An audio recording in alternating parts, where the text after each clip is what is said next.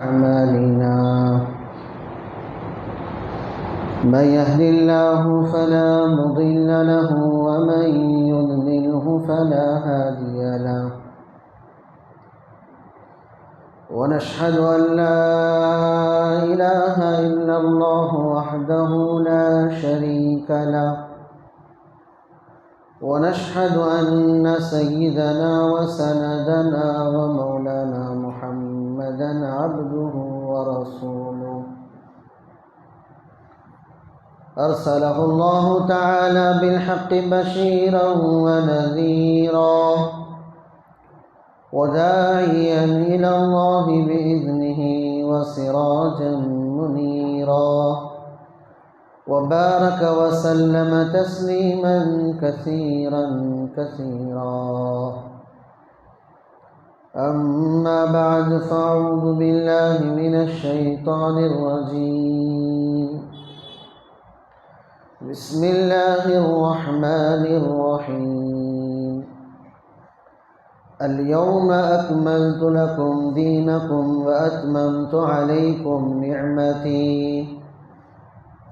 ورضيت لكم الإسلام دينا. وقال الله عز وجل: يا أيها الذين آمنوا اتقوا الله حق تقاته ولا تموتن إلا وأنتم مسلمون.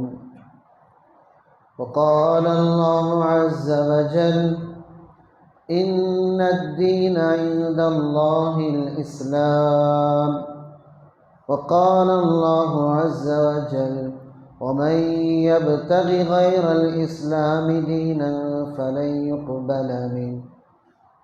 صدق الله العظيم وصدق رسوله النبي الكريم ونحن على ذلك لمن الشاهدين والشاكرين والحمد لله رب العالمين.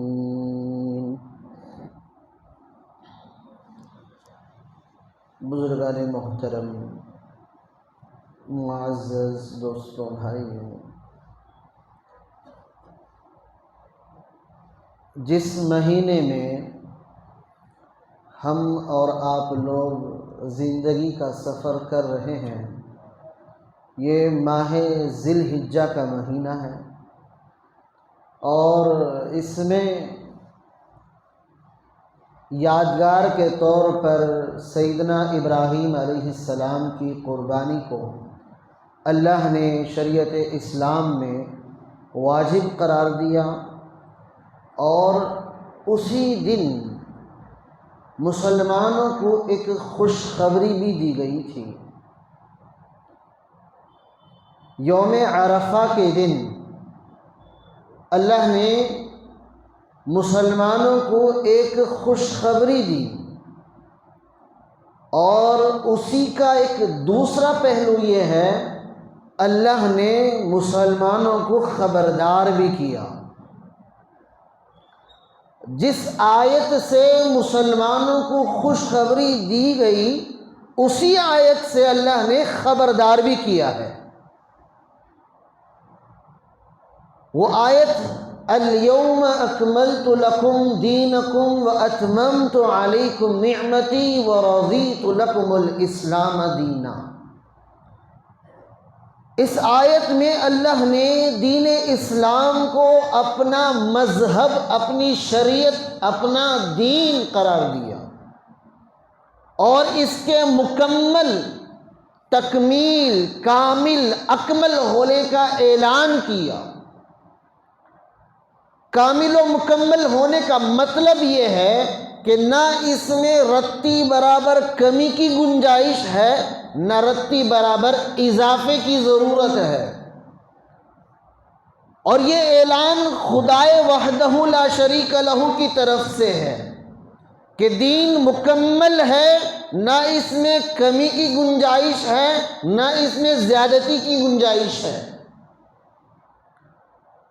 میں نے اس آیت کو اس جمعہ کا موضوع بنایا ہی اس لیے ہے کہ سب سے پہلے مسلمانوں کے دل و دماغ میں یہ بات اتر جائے کہ دین اسلام میں اب نہ اضافے کی ضرورت ہے نہ کمی کی گنجائش ہے۔ یہ بات مسلمانوں کے دل و دماغ میں ہی اتری ہی نہیں۔ غیر تو غیر ہے، کیا سمجھے؟ وہ تو سمجھتے ہیں کہ جس طرح ہمارے دین میں جو زمانہ ترقی کرے اضافے کی ضرورت ہے، رد و بدل کی ضرورت ہے، خامیاں کمیاں اس میں ہیں، وہ سمجھتے ہیں کہ ہمارے دین کی طرح دین اسلام بھی ایسا ہے جس میں ترقی زمانے کے ساتھ ساتھ تھوڑی بہت تبدیلی کی گنجائش ہونا چاہیے۔ غیر تو سمجھتا ہی ہے، لیکن اس غیر کی سوچ پر ہاں میں ہاں ملانے والے چند مسلمان بھی ہیں، اور یہ مسلمان جاہل طبقہ نہیں ہے، ان پڑھ طبقہ نہیں ہے، بلکہ ڈگریوں کے ہولڈر ہیں، بڑے بڑے عہدوں پر فائز ہیں، بڑے بڑے کارنامے انجام دے رہے ہیں، لیکن ان کی عقل دین اسلام کے سامنے آ کر ماری جا رہی ہے، اور کہتے ہیں کہ زمانہ ترقی کر رہا ہے تو دین اسلام میں بھی رد و بدل کی ضرورت ہے۔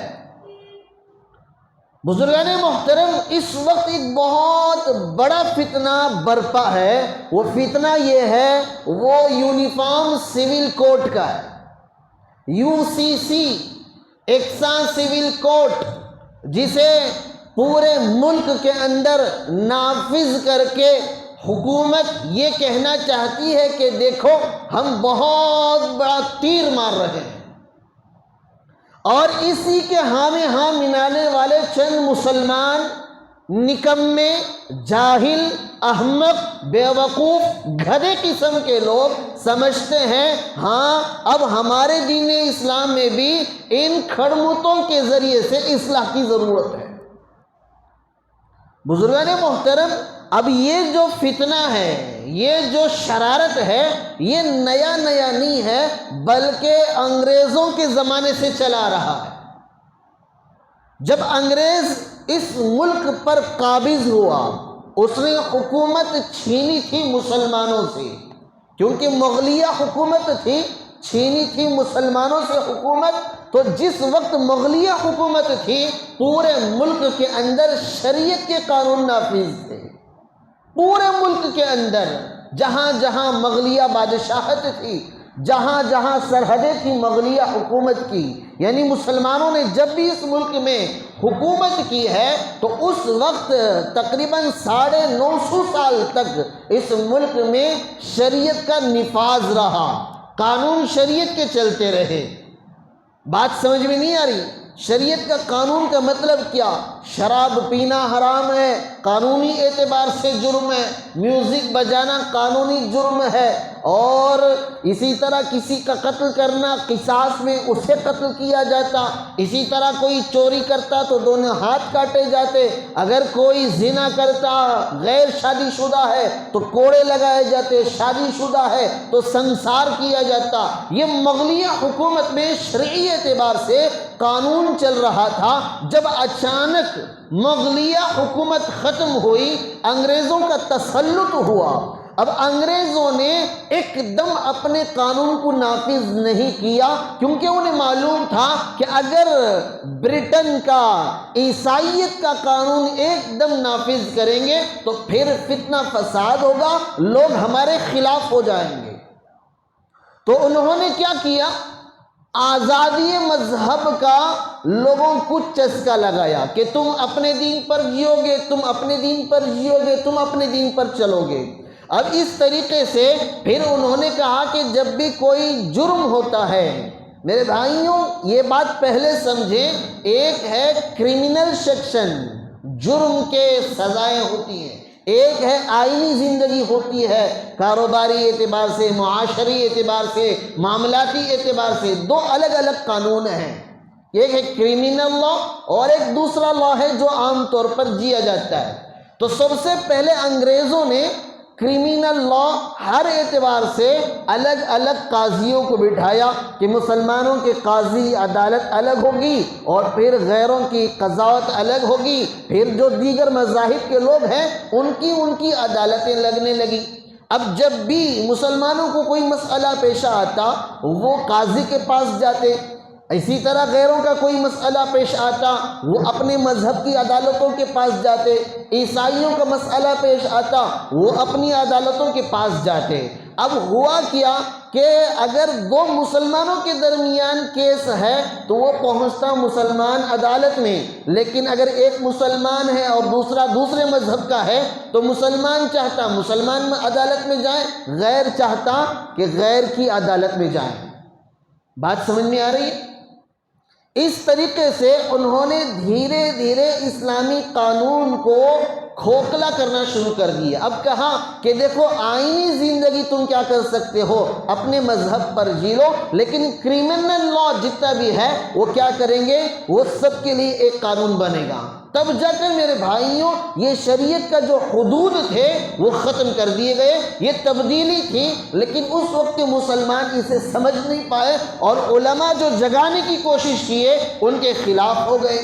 اور یہ ہر زمانے میں ہوا ہے کہ جو علماء کھڑے ہو کر کسی کو صحیح بات کی تلقین کرتے ہیں، آنکھوں کی پٹی اتارنے کی کوشش کرتے ہیں، انہی کو نشانہ بنایا جاتا ہے، انہی کے ہاتھوں کو کاٹ دیا جاتا ہے۔ حق بولے جاتے ہیں تو زبان کاٹ دی جاتی ہے، حق راہ کی طرف اشارہ کیا جائے تو انگلی کاٹ دی جاتی ہے، حق راہ کی طرف دکھایا جائے تو آنکھیں نکال لی جاتی ہیں۔ یہ زمانے سے چلا آ رہا ہے، تو اس زمانے میں بھی یہی ہوا۔ تو دھیرے دھیرے میرے بھائیوں اسلامی قانون جو کرمینل لا تھے انہیں منسوخ کر کے حکومت نے کیا کر دیا، صرف آئینی زندگی میں، نجی زندگی میں، پرسنل زندگی میں دین اسلام کو باقی رکھا اور کرمینل لا کو ہٹا کر کیا کر دیا، سب کے لیے برابر کر دیا۔ یہی وجہ ہے کہ یہاں پر شادی تو مسلمانوں کو مسلمانوں کی تہذیب میں ہوتی ہے، لیکن چور چوری کرتا ہے تو ہاتھ کاٹا نہیں جاتا۔ کیوں؟ اس لیے کہ اس زمانے میں انگریز نے یہ کر دیا تھا کہ کرمینل جتنے بھی کیسز ہیں وہ کہاں جائیں گے، وہ حکومت کی طرف آئیں گے، اس زمانے کی عام عدالتوں کی طرف آئیں گے، لیکن جو نجی زندگی ہے، پرسنل زندگی ہے، اس میں وہ اپنے مذہب پر جیتے ہیں۔ اب میرے بھائیوں یہ جو مسلم پرسنل لا ہے اس کو سمجھے پہلے۔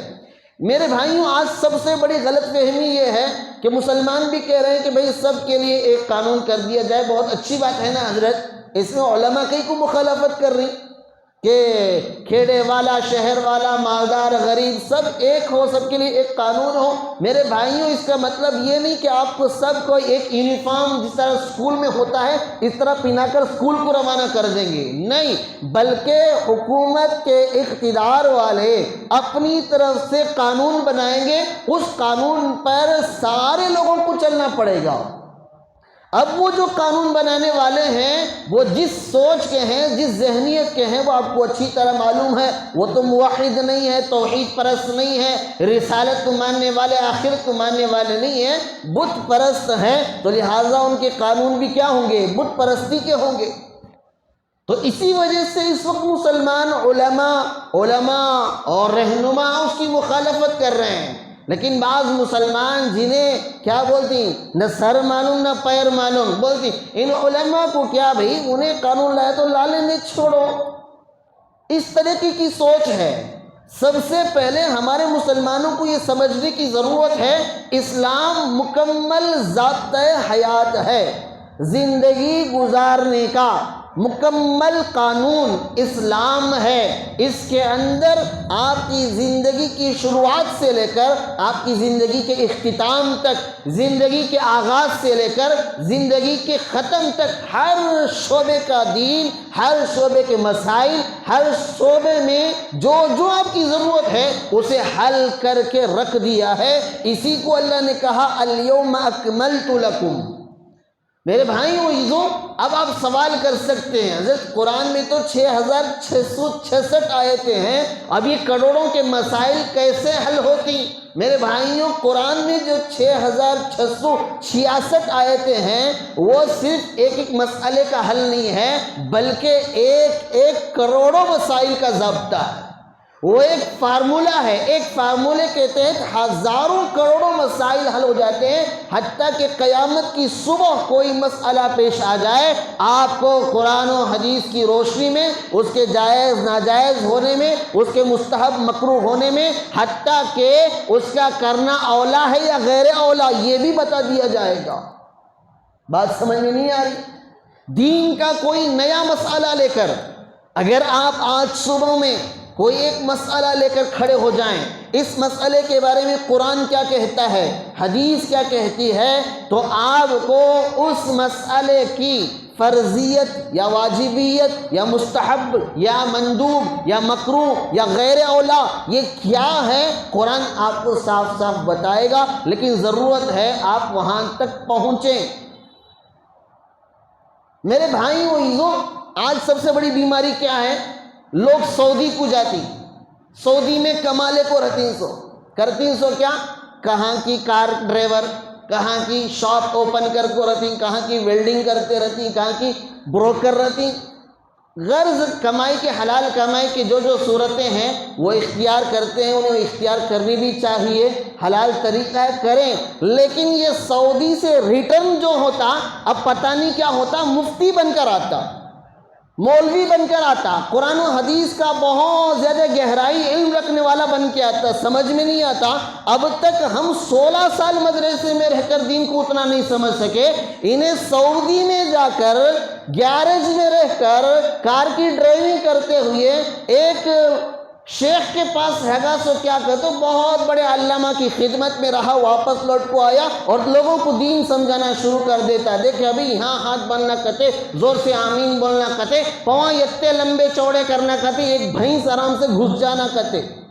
اور میرے بھائی ہوئیو، اب بعض احمق قسم کے لوگ ہمارے بھونی سعودی سے حضرت انہوں دین بتا نہیں، سعودی کا دین بتا رہی۔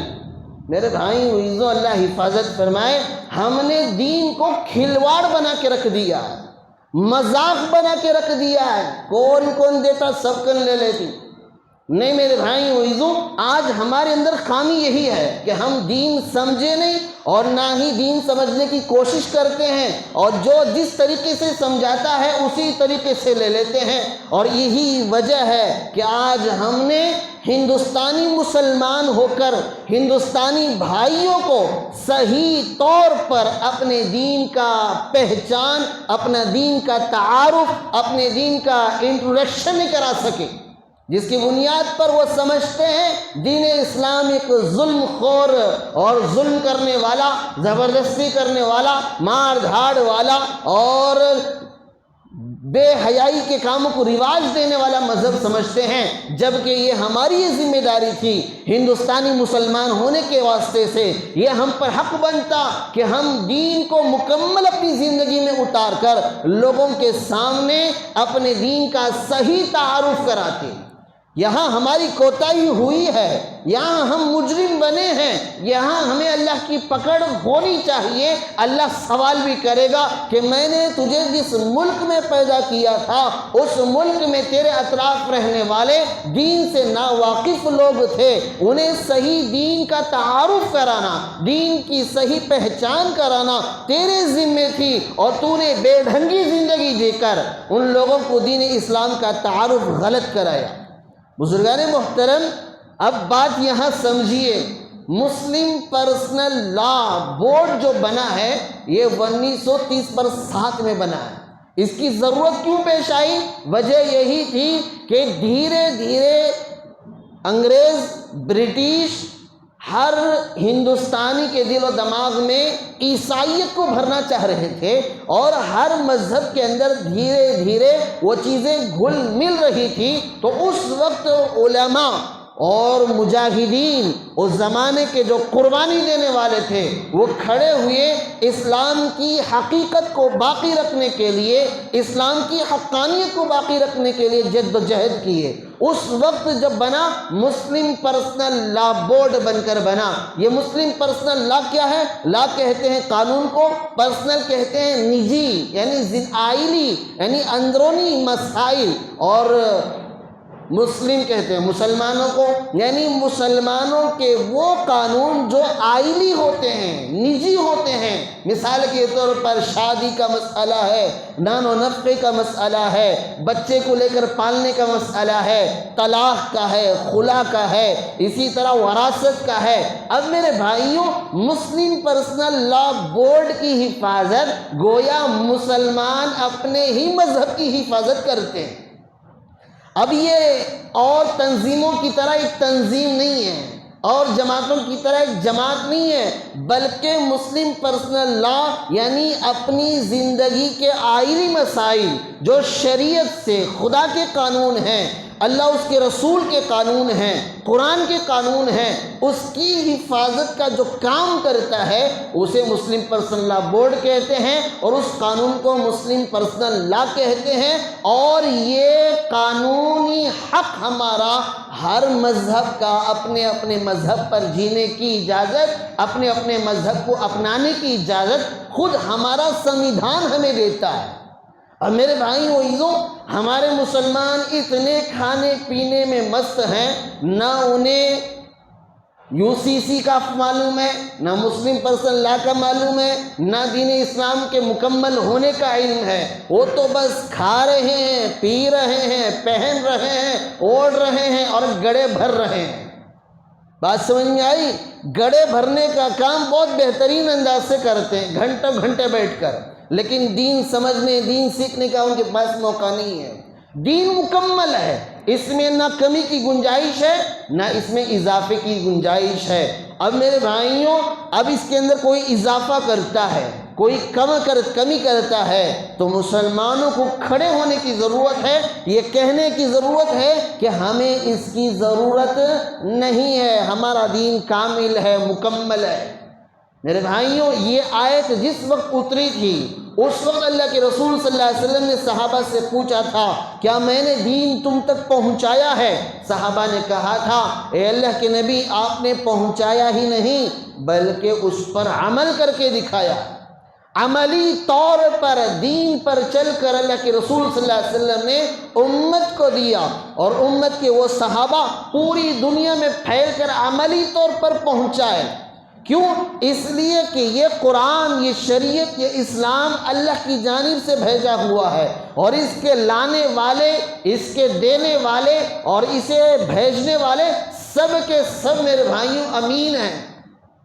اللہ نے قرآن پاک میں اللہ کے رسول کو بھی امین کہا، جبرائیل کو بھی امین کہا، اور کہا کہ ہم جس فرشتے سے بھیجتے ہیں، یہ دین اسلام جس راستے سے بھیجتے ہیں، یہ تو معلوم ہے دین اسلام من جانب اللہ ہے، اور اللہ اسی وقت اللہ ہے جب وہ اس پر کوئی قابض نہیں ہو سکتا، اس کا کوئی برابر کا نہ ہو، اسے کوئی ہرا نہیں سکتا، وہ سب سے بڑا طاقتور ہو، سب پر اس کی قدرت ہو، اس پر کسی کی قدرت نہ ہو، اسی کو تو خدا کہتے ہیں۔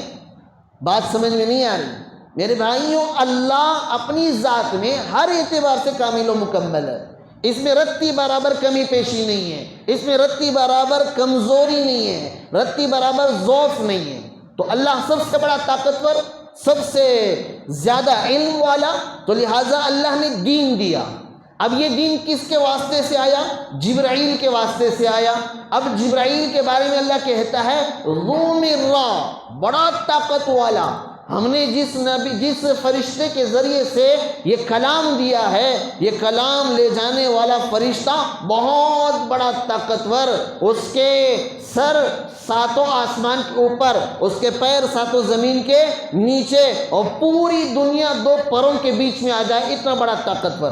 اور جو قرآن ہم نے بھیجا اس میں کمی نہیں۔ الحمدللہ الذی انزل علی عبدہ الکتاب ولم یجعل لہ عوجا، ہم نے شریعت ایسا اتارا ہے، ایسی شریعت ہم نے دی ہے، ایسا دین ہم نے دیا ہے، ولم یجعل لہ عوجا، اس میں رتی برابر کمی، ٹیڑھا پن، کمزوری نہیں۔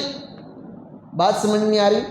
دین دینے والا اللہ، سب سے بڑا علم والا، سب سے بڑا طاقتور، اور جسے جو دین لے کے آ رہا ہے فرشتہ، وہ سب سے زیادہ طاقتور، اور جو دین دے رہا ہے، جو دین لایا گیا ہے، اس میں رتی برابر کمی نہیں۔ اور پھر جس نبی کو دیا گیا وہ نبی بھی امین ہے، وہ نبی بھی امین ہے۔ اور قرآن میں اللہ تعالیٰ اپنے نبی سے کہتا ہے کہ اگر آپ نے جو پیغام ہم نے آپ کو دیا ہے اس کے پہنچانے میں رتی برابر کمی پیشی کر دیں گے تو ہم آپ کی پکڑ کریں گے۔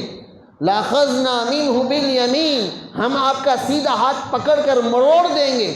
میرے بھائیوں، بات یہاں سمجھیں کہ دین کے مکمل و کامل ہونے کے بارے میں بتا رہا ہوں کہ دین اللہ سے لے کر رسول تک، رسول سے لے کر صحابہ تک جیسے جیسے ٹرانسفارمیشن ہوا ہے اور وہاں سے یہاں تک جو ڈیلیوری ہوئی ہے، اس ڈیلیوری میں درمیان میں رتی برابر کیا نہیں ہوئی؟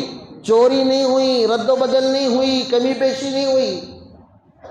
یہاں سے کوئی کاغذ جاتا ہے تو راستے میں بہت سارے لوگ کاغذ بدل سکتے ہیں، کمی پیشی کر سکتے ہیں اور لوگ اس پر ڈاکہ ڈال سکتے ہیں، لیکن دین اسلام من جانب اللہ سے لے کر اللہ کے رسول تک اور اللہ کے رسول سے لے کر صحابہ تک جو دین آیا ہے مکمل آیا ہے، اس میں رتی برابر نہ کمی ہوئی ہے نہ رتی برابر اضافہ ہوا ہے۔ اور صحابہ نے امت کو جب دیا انہوں نے بھی کامل و مکمل کر کے دیا۔ ایک وقت آیا سیدنا ابوبکر رضی اللہ عنہ کے زمانے میں لوگ زکوٰۃ دینے سے منہ موڑ لیے کہ ہم زکوٰۃ نہیں دیں گے، تو اس وقت سیدنا ابوبکر رضی اللہ عنہ نے ان کے خلاف چڑھائی کر دی، اعلان جنگ کر دیا۔ حضرت عمر رضی اللہ عنہ آ کے کہنے لگے ابھی قریب میں اللہ کے رسول صلی اللہ علیہ وسلم کا انتقال ہوا ہے، امت ابھی سنبھل رہی ہے، تھوڑی گنجائش دیں، اس سال کے بجائے تھوڑا وقفہ دیں تاکہ تھوڑی دیر بعد صحیح جب یہ سمجھ جائیں گے زکوٰۃ ادا کر دیں گے، آپ تھوڑے پیچھے ہٹیں۔ تو حضرت ابوبکر رضی اللہ عنہ نے کہا اے عمر، دور جاہلیت میں تلوار لٹکا کر گلی گلی پھر رہا تھا، آج تیری وہ بہادری کہاں گئی؟ اَيَنْقُصُ الدِّينُ وَأَنَا حَيٌّ، دین میں کمی آئے، دین میں لوگ کمی کر دیں، میں زندہ رہوں، یہ ناممکن ہے۔ میرے بھائی و عزیزو، تو صحابہ نے بھی جو دین دیا ہے امت کو وہ مکمل دیا ہے، نہ اس میں رتی برابر اضافہ ہوا ہے نہ اس میں رتی برابر کمی ہوئی ہے۔ اب جب دین چلا آیا ہے تو پھر یہ اس ملک کے اندر انگریزوں کا جب تسلط ہوا، انہوں نے زبردستی عیسائیت کو دل و دماغ میں انسانوں کے، مسلمانوں کے، اغیار کے دل و دماغ میں ٹھوسنے کی کوشش کی، تو اس وقت ایک جماعت اٹھ کھڑی ہوئی دین اسلام کی حفاظت کے لیے، اس وقت مسلم پرسنل لا بنا۔ تو پھر میرے بھائیوں، اس ایکٹ کے ذریعے سے ہمارے اسلام کے دین کے بہت سارے مسائل کو کیا کیا گیا؟ آزادی کے طور پر عمل کرنے کی اجازت ملی۔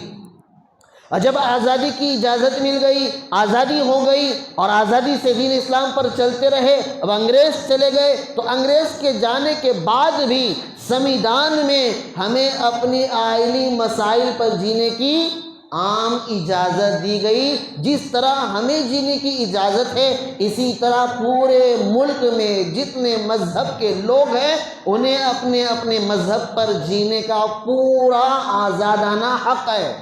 اب یہ UCC کے ذریعے سے اس آزادی کو ختم کرنے کی کوشش کی جا رہی ہے، اور یہ کوشش آج نہیں بلکہ زمانے سے چلی آ رہی ہے۔ جب سے آزادی ہوئی ہے، اندرا گاندھی کے زمانے میں بھی ہوئی، اس کے بعد بھی ہوئی اور اب بھی ہو رہی ہے، اور یہ سلسلہ ایسا نہیں کہ آج کیا کریں گے اس کے خلاف کھڑے ہو جائیں گے وہ مسئلہ ختم ہو جائے گا، نہیں، بلکہ جب تک اللہ اس ملک میں مسلمانوں کو باقی رکھے گا تب تک مسلمانوں پر مسائل آتے رہیں گے، لیکن ان مسائل کے خلاف کھڑے ہونا ہی مسلمانوں کے اپنے ایمانی جذبات ہیں۔ میرے بھائیوں، اب اس کے خلاف کھڑا ہونے کے لیے کرنا کیا ہے؟ حضرت لکڑیاں اٹھا لینا کیا؟ حضرت بندوقیں نکالنا کیا؟ نہیں میرے بھائیوں، مسئلہ یہ ہے کہ لا کمیشن نے آپ سے آپ کی رائے پوچھی ہے کہ دیکھو اس ملک کے اندر یونیفارم سول کوڈ لانے کی کوشش کی جا رہی ہے، اور تم اس ملک کے ناگرک ہو، اس ملک کے سٹیزن ہو، اس ملک کے ایک انسان ہو، اس ملک میں رہنا تمہارا حق ہے، تمہاری ذاتی رائے کیا ہے؟ یہ کب پوچھے حضرت؟ معلوم ہی نہیں نا ہم نا، تمہیں بستر پر سوتے رہے تو کہاں سے معلوم ہوتا؟ ذرا باہر کی دنیا جھانکو، دکان چھوڑے تو گھر، گھر چھوڑے تو دکان، اب بھی زیادہ چھوڑے تو چائے کے دکان۔ میرے بھائیوں عزیزوں، جب تک مسلمان جاگے گا نہیں، جب تک مسلمان اپنے آپ کو ترقی کے اعتبار سے آگے بڑھائے گا نہیں، تب تک میرے بھائیوں عزیزوں ہمارے اوپر ظلم و ستم کے پہاڑ توڑے جاتے رہیں گے۔ تو اس وقت لا کمیشن نے ہم سے پوچھا ہے کہ آپ کی ذاتی رائے کیا ہے؟ کیا اس ملک میں UCC لانے کی ضرورت ہے؟ یونیفارم سول کوڈ لانے کی ضرورت ہے؟ اب یونیفارم سول کوڈ لائیں گے تو حضرت ہم نے فائدہ کیا؟ سب سے پہلے پوچھیں کیا منجے فائدہ کیا حضرت؟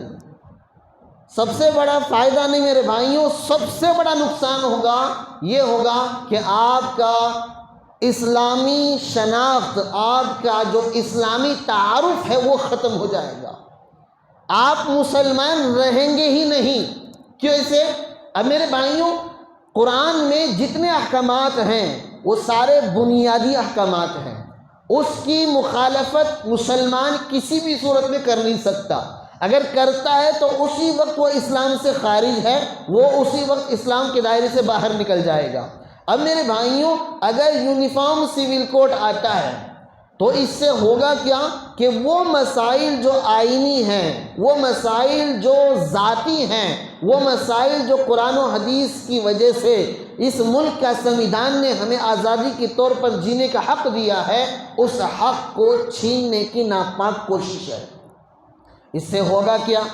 اب میرے بھائیوں اسلامی شناخت آپ کی مٹ جائے گی۔ اب اس میں ہے کیا؟ نکاح جو شرعی اعتبار سے مرد کے لیے گنجائش ہے 4 نکاح کرے۔ اب میرے بھائیوں عزیزوں سوال کرو نہ کون کریں 4 شادیاں، چھوڑو کردہ لیں، ارے تجھے ضرورت نہیں تو کون تو بھی کرتا، کون تو نہیں کریں گے، کم از کم اسلام میں اس کی اجازت ہے، یہ تو باقی رہے، کہیں ایسا نہ ہو کہ ہماری نسل در نسل پیدا ہوئی پھر انہیں یہ سمجھنے لگے کہ اسلام میں بھی ایک ہی شادی کی گنجائش ہے، اس کے بعد کی گنجائش نہیں ہے۔ نہیں میرے بھائیوں عزیزوں، اسی طرح طلاق کا مسئلہ ہے، اسی طرح وراثت کا مسئلہ ہے۔ اب یہ یونیفارم سول کوڈ سے ہوگا کیا کہ جس طرح مرد کو اسلام میں طلاق دینے کا حق ہے، عورت کو حق نہیں ہے، عورتوں کو حق ملتا تو ہم سب طلاق شدہ ہوتے، ہم سب کیا ہوتے؟ طلاق شدہ ہوتے۔ ایک عید کے دن کپڑے نہیں ملے، جو جی تم نے طلاق۔ میرے بھائیوں عزیزوں اللہ تعالیٰ انسان کو بنایا ہے، انسان کی فطرت کو جانتا ہے، مرد کو بنانے والا، عورت کو بنانے والا کون ہے؟ اللہ ہے۔ قرآن پاک میں اللہ تعالیٰ سورہ قیامہ میں کہتا ہے کہ ہم ہی ہیں جو مرد اور عورت کو پیدا کرتے ہیں۔ الیس الذکر قرآن پاک میں اللہ نے فرمایا کہ الم یک نطفۃ من منی یمنی ثم کان علقۃ فخلق فسوى فجعلناہ منہ الزوجین الذکر والانثی۔ سورہ قیامہ کی آیتیں ہیں، اس وقت مجھے یاد نہیں آ رہی، لیکن اسی کی مشابہ آیتیں ہیں۔ کیا ہے کہ ہم نے ایک نطفے سے مرد کو بھی بنایا، عورت کو بھی بنایا۔ عورت اور مرد کو بنانے والی ذات کون سی ہے؟ اللہ کی ہے، اور اللہ بنانے والا جانتا ہے کہ کسے طلاق کا حق دینا چاہیے اور کسے طلاق کا حق نہیں دینا چاہیے۔ اب میرے بھائیوں یونیفارم سول کوڈ سے یہ بتایا جا رہا ہے کہ جس طرح مرد کو طلاق دینے کی اجازت ہے، اسی طرح عورت کو بھی طلاق دینے کی اجازت ملنی چاہیے۔ اور یہ کہہ رہے ہیں کہ دیکھو قرآن پاک میں مرد کا دگنا حصہ رکھا ہے وراثت میں، عورت کو ایک حصہ رکھا ہے۔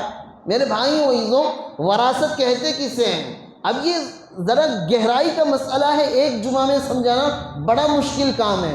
اب ہمارے یہاں پہلے ہی سے بیماری چل گئی ہے، بقرعید آگا تو قربانی کے بارے میں بولنا، رمضان آگا تو رمضان کے بارے میں بولنا، محرم آگا تو قربانی وہ حضرت حسن حسین کا بولنا، ربیع الاول آگا تو میلاد کا بولنا، یہ بولنے پہلے سے چاہ گئی۔ اب اچانک دین سمجھانا بولے تو یہ سب بھی ہے کہ حضرت دین میں کتی یہ کب آگا سو دین میں کتی کئی کا تو سنیش نہیں نا ہمیں۔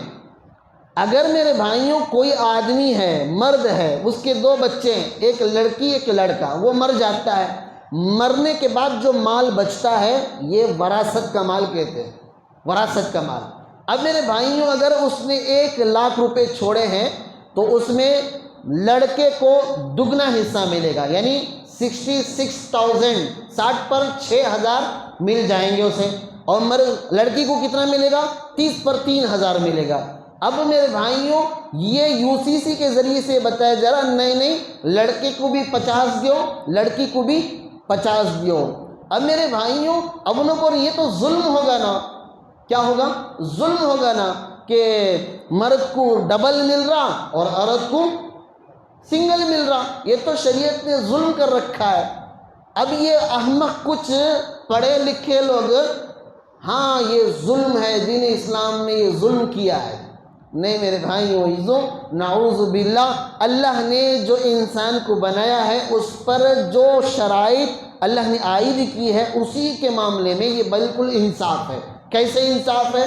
کہ اگر کسی کے گھر میں ایک لڑکا ایک لڑکی پیدا ہوں اور میرے بھائیو عزیزو لڑکے کے ذمے ماں باپ کی خدمت ہے، لڑکی کے ذمے ماں باپ کی خدمت نہیں ہے، لڑکی کے ذمے خدمت شوہر کی ہے، تو لہٰذا جیسے ہی شادی ہوتی ہے اس کا کیا ہو جاتا؟ مسئلہ ماں باپ سے صرف رشتہ رہتا، خدمت کا نہیں رہتا۔ وہ خدمت کرے گی کس کی؟ شوہر کی۔ اب ماں باپ کی خدمت کرے گا کون؟ وہ لڑکا کرے گا۔ اب لڑکا خدمت کرے گا تو کیا ہوا کھلاتا؟ خود کے واسطے بھی کمانا، ماں باپ کے واسطے بھی کمانا، خود کے واسطے کپڑے پہننا، ماں باپ کے واسطے کپڑے خریدنا، خود کے واسطے مکان بنانا، ماں باپ کے واسطے بھی مکان بنانا۔ بات سمجھ میں آ رہی ہے؟ اب میرے بھائیوں جب دیکھا شریعت نے کہ لڑکے کے ذمے خود کی ذمہ داری بھی ہے، ماں باپ کی بھی ذمہ داری ہے، تو کہا کہ ماں باپ کی خدمت کی ذمہ داری لڑکے کے ذمے ہے، تو لہٰذا لڑکے کو ڈبل حصہ ملے گا۔ اب لڑکی کے ذمے کچھ بھی نہیں، شادی ہو کر کہاں جانا سو نے؟ شوہر کے پاس جانا سو، لہٰذا شوہر کی خدمت وہ کرے گی۔ ماں باپ کے حصے میں اولاد ہونے کی وجہ سے 1 حصہ ملے گا، لیکن خدمت کرنے کی کیا نہیں ہے، ضرورت ہی نہیں ہے، شریعت نے اس پر عائد ہی نہیں کیا، تو پھر وہ حصہ کسے دیا؟ بیٹے کو دیا۔ بات سمجھ میں آئی؟ اب میرے بھائیوں جو شریعت کو گہرائی سے دیکھتے ہیں انہیں یہ حکمتیں سمجھ میں آتی ہیں، اور جو آدمی دنیا کے کمانے میں پڑا رہا ہو اور دین کو چھوڑ کر دنیا کے سیکھنے میں زندگی لگایا، اب اس سے جا کر مسئلہ پوچھا جائے تو پھر انہیں کیا بتاتا؟ اب جب بھی دیکھو آپ لوگ وہ ٹی وی میں ہوتا نا، کیا ہوتا سو بٹھا کو دین کے بارے میں پوچھتے رہتے، کیا بولتے ہیں، کیا بولتے سو ڈیبیٹ ہوتے رہتی ہے، پورے گھگوا کو بٹھا کو ڈیبیٹاں کراتے رہتی ہیں، دین کا نہ دال معلوم رہتا نہ نون کا نقطہ معلوم رہتا، انہیں بیٹھ کر ڈیبیٹ کرتے رہتا۔ اب اسے کیا بچ معلوم نہیں، انہیں کیا دین کے بارے میں بتاؤں گا، بتائے گا تو کیا بتائے گا، ہاں میں ہاں ملاتا چلا جائے گا، اور اس کے ذریعے سے غلط انفارمیشن کہاں جاتی ہے؟ ماحول میں، معاشرے میں جاتی ہے، اور لوگ سمجھتے ہیں ہاں دین اسلام ظلم کرتا ہے۔ میرے بھائیوں اسی طریقے سے متبنہ ہے، لے پالک بچہ ہے، اگر کوئی اولاد نہ ہونے کی وجہ سے لے پالک کسی کو لے کر پال لیا تو شریعت میں قانون یہ ہے کہ وہ اس کی خاص حقیقی اولاد نہیں بن سکتی۔ بات سمجھ میں آ رہی ہے؟ مرنے کے بعد اسے وراثت میں حصہ نہیں ملے گا، زندگی میں دے ڈالے تو دے سکتا انہیں، مرنے کے بعد تو اسے حصہ نہیں ملے گا، اس لیے کہ اللہ نے اس مسئلے کو قرآن میں واضح طور پر بتایا ہے۔ حضرت زید رضی اللہ عنہ اللہ کے نبی صلی اللہ علیہ وسلم کے متبنہ ہیں۔ متبنہ مطلب لے پالک بچہ۔ میرے بھائیوں یہ سب آئینی مسائل ہیں، اسی پر اگر کوئی ملک ہندوستان میں مسلمان جیتا ہے، یہ مسائل سامنے آتے ہیں تو اسے اپنے دین کے مطابق فیصلہ کرنے کا، دارالقضاء جانے کا حق ملتا۔ اگر UCC آ گیا، یونیفارم سول کوڈ آ گیا، تو پھر اب یہ جو مسائل ہیں جس میں شریعت نے تاکیدی طور پر احکامات دیے ہیں، وہ احکامات پر وہ عمل نہیں کر سکتا، بلکہ قانون جو کہے گا اس پر اسے عمل کرنا پڑے گا۔ میرے بھائیوں و عزیزوں، سب سے اہم مسئلہ یہ ہے کہ میرا دل اگر مسلمان ہے تو ساری دنیا مل کر مجھے کیا نہیں کر سکتی؟ اسلام سے پھیر نہیں سکتی۔ اب وہ لوگ UCC کے ذریعے سے مسلمانوں کی شناخت ختم کرنا چاہ رہے ہیں، اور مسلمان اس ملک کے اندر جو رہتا ہے اسے سمویدھان نے حق دے رکھا ہے کہ وہ اپنی آئلی زندگی کو دین اسلام کے مطابق چل کر گزارے۔ اب میرے بھائی عزیزوں، بہت سارے لوگوں کو یہ سوال کیا جاتا کہ قصاص نہیں ہے نا یہاں، چوری کرے تو ہاتھ کاٹنا نہیں ہے نا یہاں، وہ کہیں کچھ چھوڑ ڈالے۔ میرے بھائیوں، مسلمان وہ اگر حقیقی معنوں میں ہے تو اسے یہ کہنا چاہیے اگر شریعت بھی نافذ ہو جائے گی تب بھی ہم دین پر چلیں گے۔ ہاتھ کاٹ ڈالتی کا تو کیا کافرہ ہو جاتی؟ زبان کاٹ ڈالتی کا تو کیا کھڑموتا بن جاتی؟ نہیں میرے بھائیوں، چاہے زندگی کیسی بھی گزرے، روکھی سوکھی کھانا پڑے، لیکن دین اسلام پر چل کے جئیں گے اور مریں گے۔ قرآن پاک میں اللہ نے اسی کو فرمایا، یا ایھا الذین آمنوا اتقوا اللہ حق تقاتہ ولا تموتن الا وانتم مسلمون۔ اگر مرنا بھی ہے تو اسلام کی حالت میں مرو، موت آئے تو اسلام کی حالت میں آئے۔ جنازے کو سامنے رکھ کر جو دعائیں پڑھی جاتی ہیں، جنازے والے کو کم، ہمارے واسطے زیادہ ثواب ہوتا ہے۔ اس میں ترجمہ معلوم ہے، اللہم من احییتہ منا فاحیہ علی الاسلام، اے اللہ جو ہم میں زندہ ہے اسے اسلام پر چلا، ومن توفیتہ منا، جو ہم میں مرے گا فتوفہ علی الایمان، ایمان پر خاتمہ دے۔ میرے بھائیوں و عزیزوں، جنازے کو سامنے رکھ کر جو دعا مانگی جا رہی ہے وہ جنازے کے لیے تو ایک لائن ہے، اللہم اغفر لحینا و میتنا، ایک ہی لفظ میتنا، اللہ ہمارے مردے کی مغفرت فرما۔ اس کے بعد جتنی چیزیں ہیں وہ ساری کی ساری زندوں کے لیے ہیں، اے اللہ اسلام پر چلا، ایمان پر خاتمہ دے۔ ایمان پر مرنے کے لیے ایمان پر جینا ضروری ہے۔ میرے بھائی و عزیزوں، ایمان پر موت آئے اس پر ضروری کیا ہے؟ ایمان کے ساتھ جیے۔ نماز کی حالت میں مرنا بولے تو مسجد میں نماز پڑھتے رہنا، چائے کی دکان میں بیٹھ کو میں موت آندے نماز کی حالت میں تو کہاں سے آتی ہے؟ آتی بھائی؟ نہیں آتی۔ اسی طرح جوے کے دکان میں بیٹھ کر مدینے میں موت دے اللہ، نہیں میرے بھائیوں، مدینے میں مرنے کے لیے مدینے کو جانے کی تیاری کرتے رہنا، آرزوئے دل میں رہنا، دعائیں مانگتے رہنا، نمازوں کی پابندی کرنا، سنتوں کی پابندی کرنا، تب جا کر میرے بھائیوں مدینے میں موت نصیب ہوتی ہے۔ زندگی بھر نمازاں پڑھ کر گھر میں مر جا رہی، انہیں چائے کی دکان میں بیٹھ کر مدینے کی خواہش کر رہا، کہاں سے پہنچیں گا؟ میرے بھائیوں و عزیزوں، زندگی موت اگر ایمان پر چاہتے ہو تو ایمان کے ساتھ جینا بھی سیکھنا چاہیے۔ اگر ایمان پر جینا نہیں ہے تو پھر موت بھی کنفرم ہے، ایمان پر نہیں آئے گی۔ میرے بھائیوں، اسی لیے حضرت عمر رضی اللہ عنہ کا مقولہ ہے، تموتون کما تعیشون، جیسی زندگی جیو گے ویسی موت آئے گی۔ نمازی کی حالت نماز پڑھتے ہوئے، قرآن کی تلاوت کرتے ہوئے، ذکر و اذکار کرتے ہوئے، ایمان پر چلتے ہوئے، اسلامی احکامات پر چلتے ہوئے جئیں گے تو اسی حالت میں موت آئے گی۔ اسلام کو چھوڑ کر، رسم و رواج کو، عیسائیوں کی زندگیوں کو قبول کر کے، ان کے مذہب کو پسند کر کے آزادانہ زندگی جی کر یہ چاہتے ہیں کہ جنت نصیب ہو جائے، مدینے کی موت مل جائے، یہ ناممکن ہے۔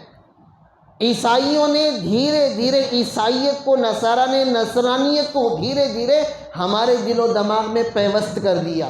میرے بھائیوں، ماڈرن زمانے کے حساب سے جئیں گے تو پھر جو آج دوسرے ملکوں کے حال ہیں، دیکھو جو جتنا زیادہ ماڈرن ہے اتنے زیادہ کپڑے کم پہنتا۔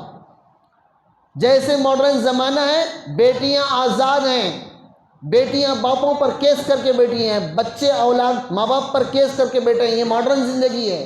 امریکہ، یورپ، اسپین، یہ جتنے ملک ہیں جسے آپ ترقی یافتہ ملک سمجھتے ہیں، جسے آپ سب سے زیادہ فارورڈ ملک سمجھتے ہیں، میرے بھائیوں دنیاوی اسبابی اعتبار سے فارورڈ ہیں، لیکن آئلی زندگی، حقیقی زندگی میں وہ بالکل ناکام ہے۔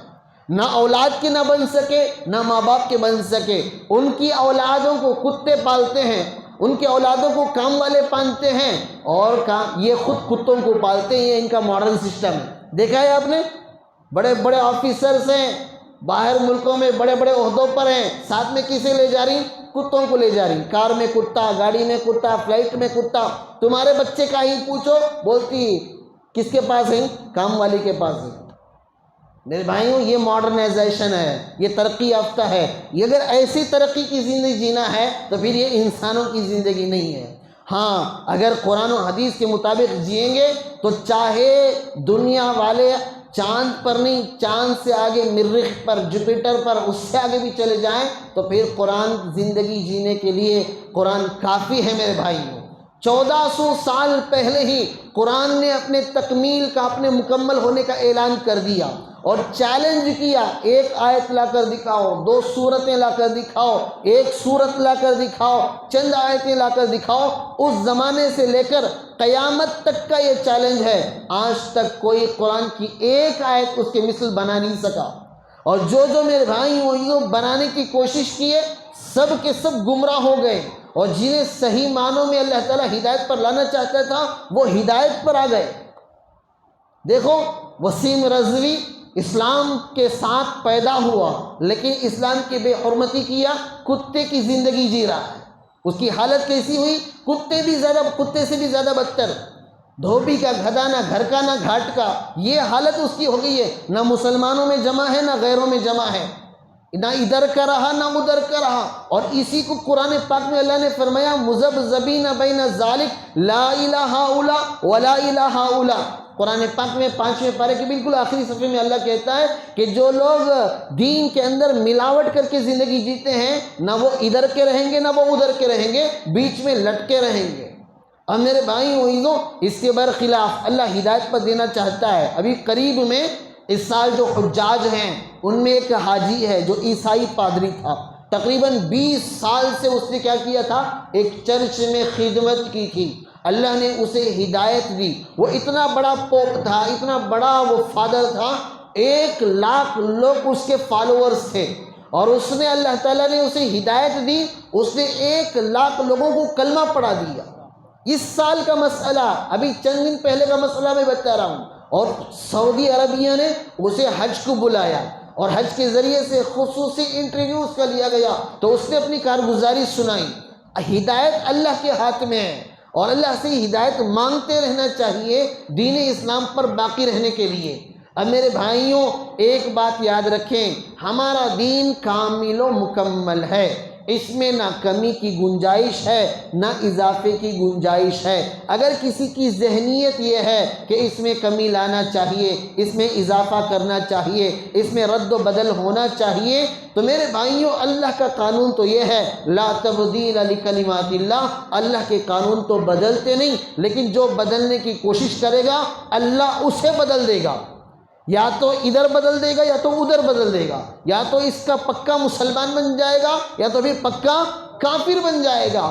ہاں، لہٰذا اللہ کا شکر ہے اللہ نے مسلمانوں کے گھروں میں پیدا کیا، مسلمان بنایا، ایمان کی دولت دی. اب میرے بھائیوں، اس وقت آپ سے ایک سوال کیا جا رہا ہے، آپ کی رائے پوچھی جا رہی ہے. اس وقت لا کمیشن کی طرف سے سب سے پہلے آپ اس کمیشن کو، اب اس رائے کا حق کو ادا کریں. اس سے کیا کرنا چاہیے؟ ایک کوڈ سکینر ہے، کوڈ ہے، اس کو سکین کر کے اپلائی کرنا ہے کہ ہم کس کے اگینسٹ ہیں. UCC کے اگینسٹ ہیں. ہمیں یونیفارم سول کوڈ کی ضرورت نہیں ہے. اس کی وجہ کیا؟ وجہ یہ ہے ہمارا یہ ملک جس میں طرح طرح کے لوگ، میرے بھائیوں 30 کلومیٹر پر زبان بدل جاتی ہے، 30 کلومیٹر پر غذائیں بدل جاتی ہیں. ایسے ملک کے اندر سب کو ایک قانون لانا یہ ناممکن ہے. یہ ناممکن خواب ہے جو کبھی شرمندہ تعبیر نہیں ہوتا. اگر کسی کی یہ سوچ ہے کہ سب میرے بھائیوں ایک قانون پر آ جائیں، سب کو ایک قانون ہو تو سکون سے جی سکتے ہیں، تو آپ کی یہ سوچ غلط ہے. سیکنڈ ورلڈ وار جو ہوا نہیں، اس میں دونوں طرف سے جو لڑائیاں ہوئی، دونوں ایک ہی مذہب کے تھے، دونوں عیسائی تھے.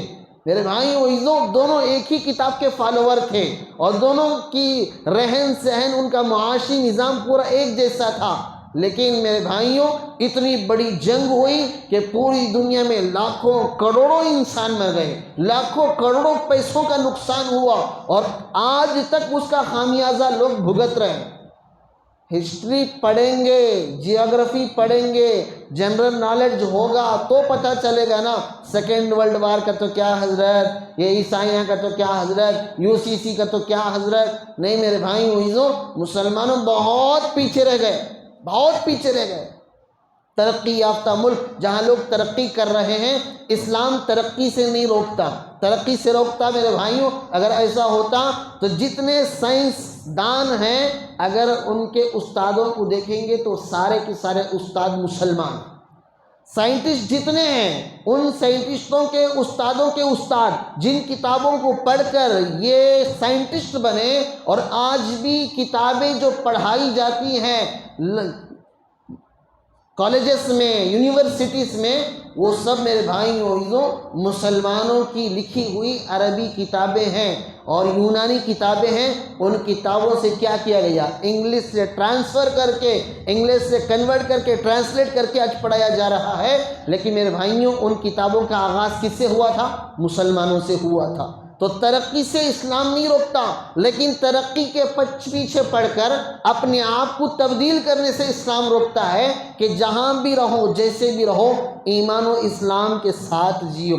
مکمل ضابطہ حیات قرآن پاک نے ہمیں دیا، اسلام نے ہمیں دیا۔ ہمیں بس یہ فکر ہونا چاہیے کہ ہماری ایمان کی حالت میں موت آئے۔ میرے بھائیوں اگر ترقی یافتہ ملک کے اعتبار سے ہم بدلتے جائیں گے تو سب سے پہلے ہمارا ایمان خطرے میں پڑ جائے گا۔ اگر ایمان نہیں ہے تو پھر ساری دنیا کی ترقی لے کر بھی بیکار ہے، ساری دنیا کی ترقی لے کر بھی ناکام ہے۔ حضرات صحابہ بڑے بڑے عہدوں پر فائز ہونے کے باوجود ان کی ایک ہی فکر ہوا کرتی تھی کہ میری موت ایمان پر آئے گی یا نہیں آئے گی۔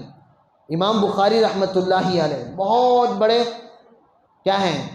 محدث ہیں۔ انہوں نے اپنی کتاب میں لکھا ہے کہ ایک بزرگ نے 70 سے زیادہ صحابہ کو ان کے آخری وقت میں ملاقات کی تو وہ حالت نزع میں غمگین تھے، غم میں تھے۔ پوچھا کیوں؟ تو کہنے لگے پتہ نہیں میرا یہ آخری وقت ہے، میں مروں گا تو اسلام پر مروں گا یا پھر غیر مذہب پر مروں گا، پتہ نہیں ہے۔